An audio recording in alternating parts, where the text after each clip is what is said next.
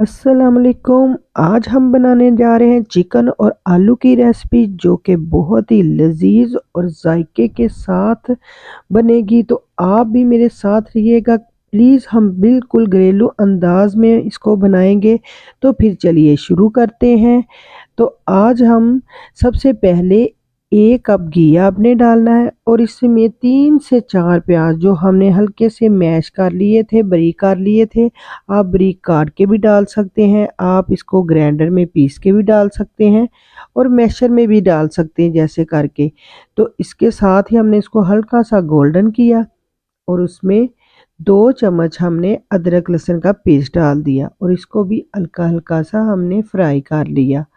तो आपको पता है कि इन चीज़ों को हम हल्का हल्का सा फ्राई करेंगे तो इससे हमारे टेस्ट और ज़्यादा मज़ीद अच्छा आएगा।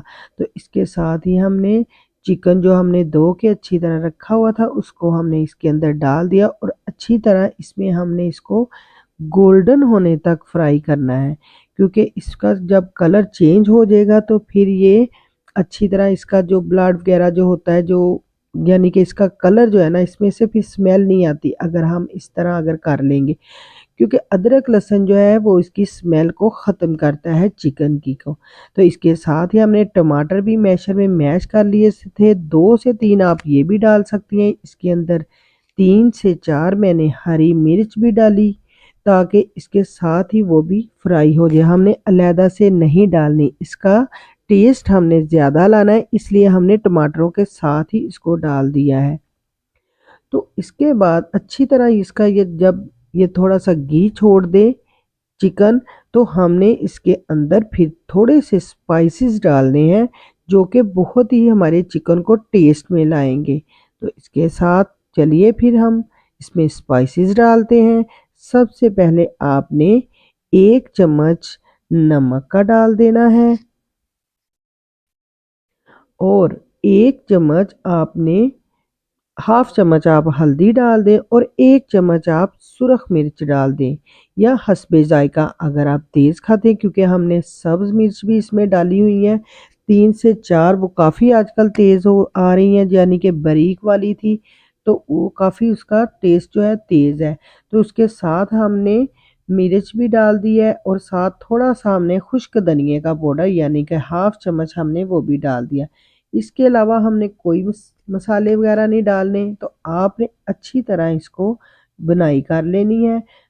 3 से 4 मिनट जब हम इसकी बुनाई करेंगे उसके बाद हमने इसके अंदर हाफ कप जो है दही डाल देना है। दही इसलिए कि दही के साथ इसका जायका और मज़ीद अच्छा आएगा, क्योंकि ये थोड़ा सा हमें खट्टे में चाहिए और खट्टे का टेस्ट ज़रा का अच्छा आएगा। तो इसमें हमने साथ ही इसको ज़रा अच्छी तरह इसको 2 से 3 मिनट इसको भून लें और उसमें साथ ही हमने इसके आलू डाल देने हैं। आलू जो हमने 2 से 3 जो काट के रखे हुए हैं, थोड़े थोड़े बड़े आपने काटने हैं बड़े साइज़ के। अगर आप छोटे साइज़ के भी काटेंगे तो वो आपकी मर्ज़ी, जिस तरह के आपने काटना चाहते हैं। तो मैंने थोड़े से बड़े-बड़े काटे हैं क्योंकि मुझे बड़े अच्छे लगते हैं ये। तो उसी के साथ हमने इसको 2 से 3 मिनट ऐसे इसको फ्राई करना है और इसके बाद हमने इसको ढक कर 5 मिनट के लिए पकाना है। क्योंकि आलू के अंदर भी हमारे मसाले का जायका चले जाए और आलू भी हमारे थोड़े से स्पाइसी हो जाए इसके साथ ही। और इसके साथ ही हमने 2 से 3 मिनट इसको मज़ीद इसको बुनाई करनी है और इसमें आप अपनी मर्ज़ी के मुताबिक जितना आप पानी चाहते हैं, अगर ज़्यादा चाहते हैं तो ज़्यादा डाल लें, अगर कम चाहते हैं तो कम डाल लें। मैंने तो इसके अंदर 1.5 से 2 गिलास डाले हैं ताकि इसका जो है ना आलू जो थोड़े से हमारे कच्चे हैं अभी वो भी पक जाएँ और हमारा जो शोरबा है वो भी अच्छी तरह इसमें पक जाए। तो ये हम तकरीबन 5 से 6 मिनट तक के लिए इसको ढक कर मज़ीद पकाएंगे ताकि हमारे आलू गल जाएँ और हमारा सालन भी तैयार हो जाए।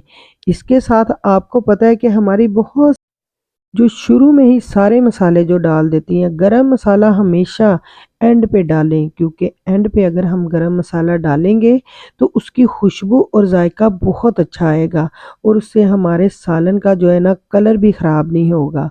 तो इसके साथ ही हमने इसमें हरा धनिया डाला और एंड पे हमने गरम मसाला हाफ चम्मच डाल दिया और हमारा सालन बिल्कुल रेडी है। खुशबूदार और लाजवाब, जायका भी कमाल है। दुआ है आपके हाथों में भी बरकत और जायका पैदा हो। अगर वीडियो मेरी अच्छी लगी है तो ज़रूर बताइएगा। इसके साथ ही मैं आज की वीडियो यहीं पे एंड करती हूँ। मज़ीद इसके लिए आप मुझे मेरे चैनल को लाइक करें, सब्सक्राइब करें और आगे दोस्तों को ज़रूर शेयर करें। इसके साथ ही अल्लाह हाफिज़।